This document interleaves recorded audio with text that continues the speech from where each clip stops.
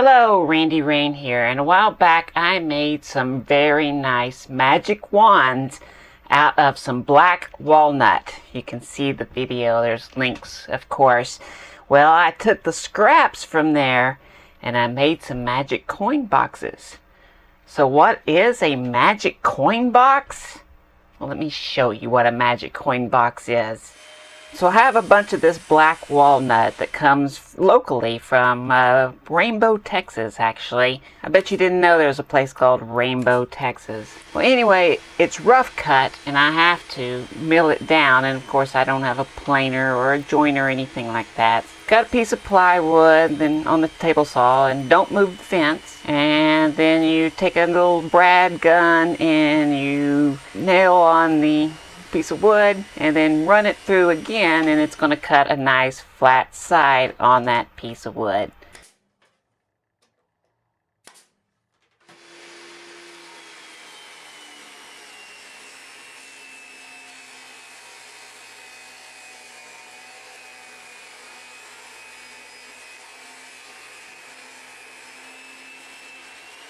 Then of course you can take that piece of wood and then turn it and nail it to it on that side that you just cut, and then when you go through, now you have two good sides, and they're straight and they're perpendicular to each other.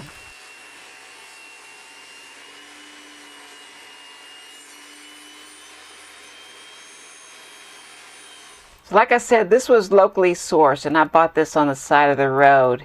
And in here are grubs inside, like right underneath from where the bark is, into the wood. I keep finding all these little grubs, and I've ran through them with the saw a few times.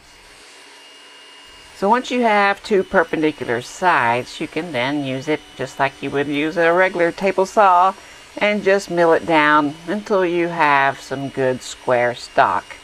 You can see the grub holes in all this wood, and so I'm pretty much just cutting around it and just using what I can. So once I have my square stock, now I mill it down into some strips here. I just need strips.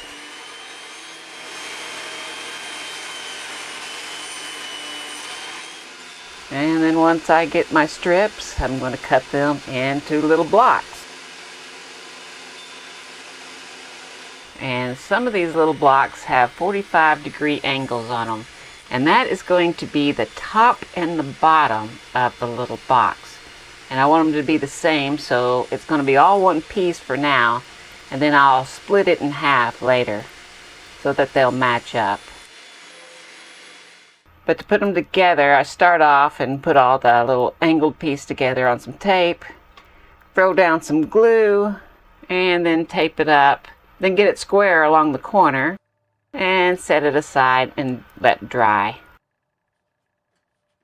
Then on my other little blocks, these are going to be the blocks for the sides of the box. And these are just going to be butt joint because the theme of this thing is going to be brass and wood. So they're going to get little pins on them, and to get that right I have to build a little jig so I can hold it in place on my drill press. So just to slot in some wood and make sure it's 90 degrees, and then it can go on the drill press and it slots in, and I can drill a nice perfect little hole in the corner here.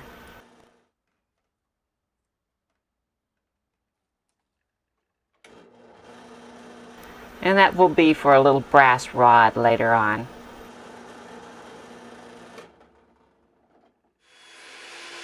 The lid has the outer part, but there's a slot in the top and bottom for where the coin goes through. So I need to make that slot.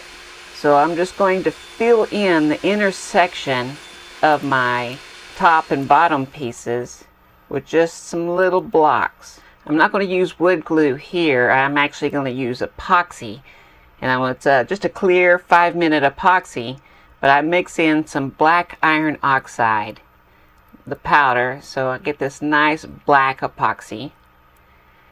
This is going to give it an old look. It's going to be like more vintage, so that's kind of what the look I'm going for, is vintage wood and brass. but not so much vintage on the brass. I'm not going to patina it or anything like that. But I'm definitely going to make the wood look a little bit older here with this black epoxy.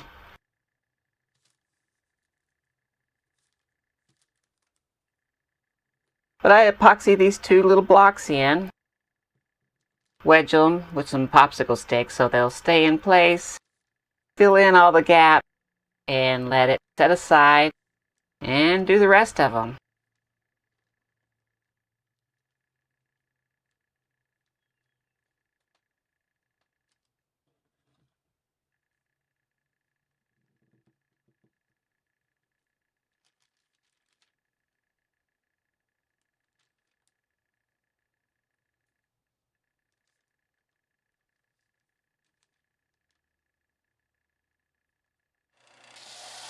And then once the epoxy is all cured, it's to the belt sander to get them nice and flat.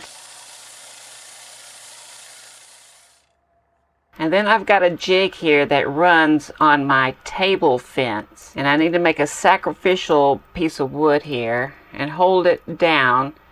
I'll just tack it down enough, but make sure the blade doesn't hit it. And there's another little hinge block I have up here that will help me hold this in place.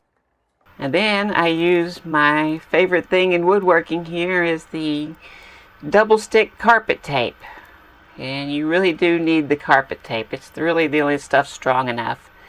But this double stick carpet tape, put it down, put your piece on there, and it will hold.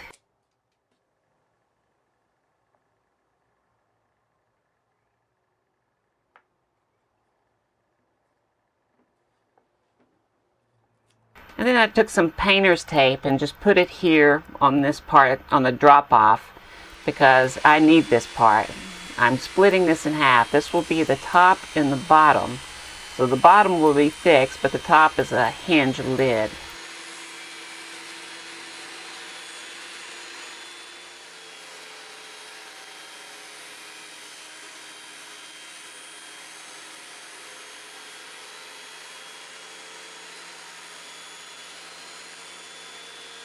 So now that I have my top and bottom pieces, I can glue the bottom piece to the walls. The bottom piece is a little bit bigger because I want the lid to be a little bit bigger, but I'm going to trim down anything. So I just need to make sure it's square and in the center of my piece here.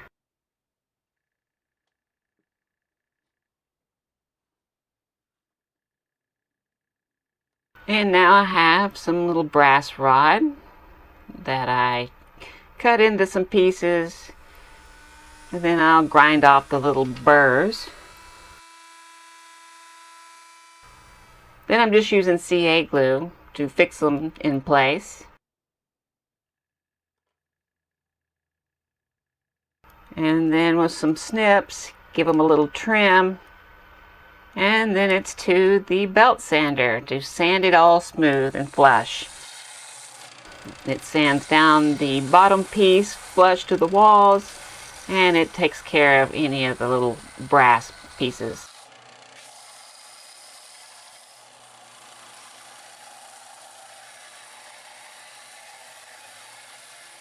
Now the lid is still going to be a little bit bigger all the way around than the box. So for the lid I need to cut a little notch in it for the hinge. And then it's sanding and more sanding, and then you change grits and then more sanding, and you change grits more, and then you finally, when that's done, then you steel wool and you do that, and then you kind of wipe it down, and then you have to do it all over again. I'll see the wand video for that. But anyway, my whole inspiration for doing this is these little brass hinges that I found that I had that didn't know I had. I have absolutely no idea where these came from. No idea when I bought these. But I found them in my stuff, and well, so this gave me the idea. So I just need to install it on the lid. It goes in the little slot that I made. Drill the holes.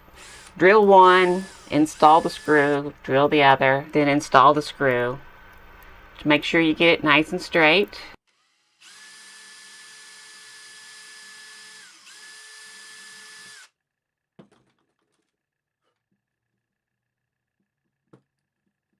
Then I put it on the box and hold it in place where I want it. And I do the same thing. I drill one, put the screw in there, and then I drill the other side.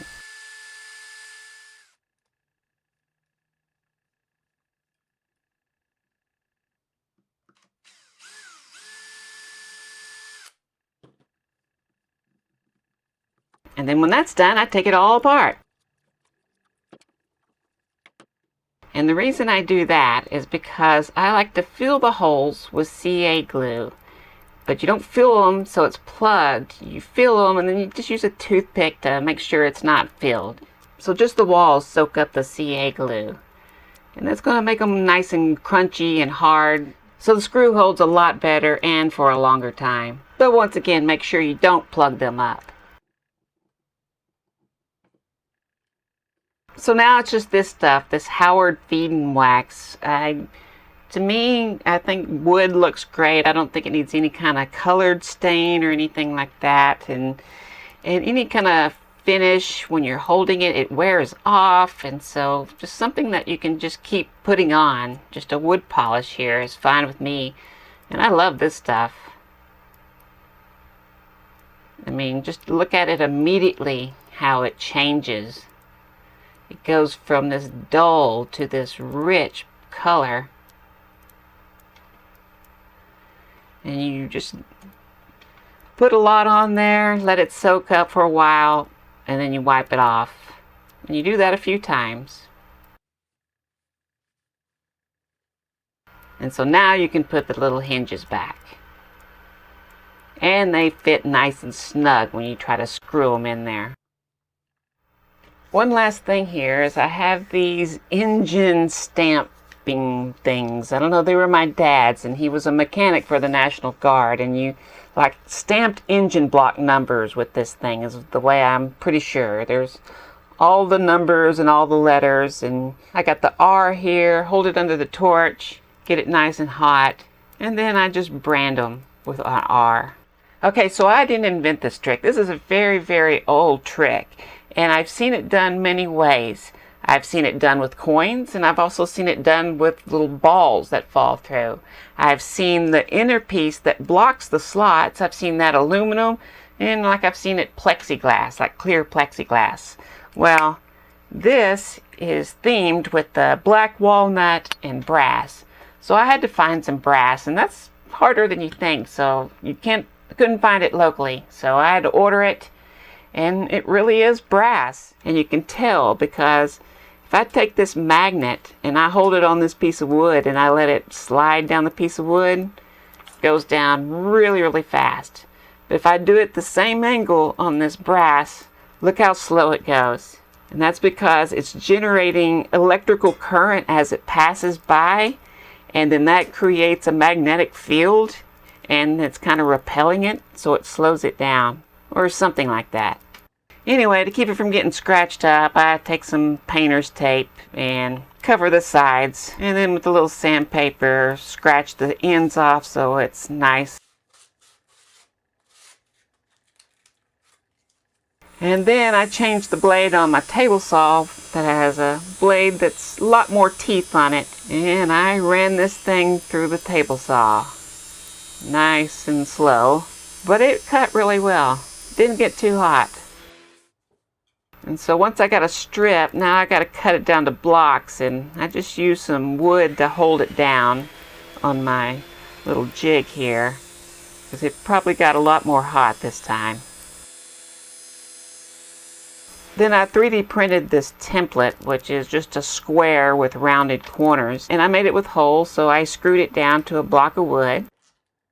And then I can peel one side of the tape and add again my carpet tape, my double stick carpet tape. Put that on there and fasten that piece of brass to it.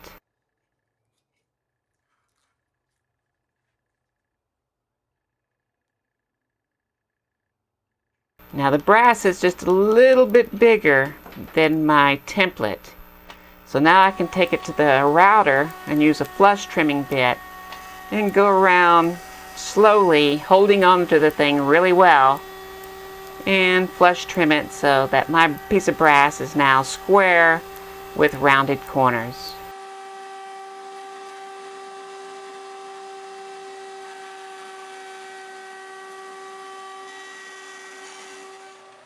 So a little touch up on the belt sander.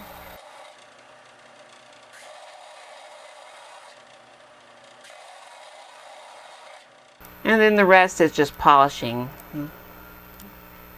First with some steel wool and then with Brasso. That's a good thing to use for brass. Brasso. In case you didn't know.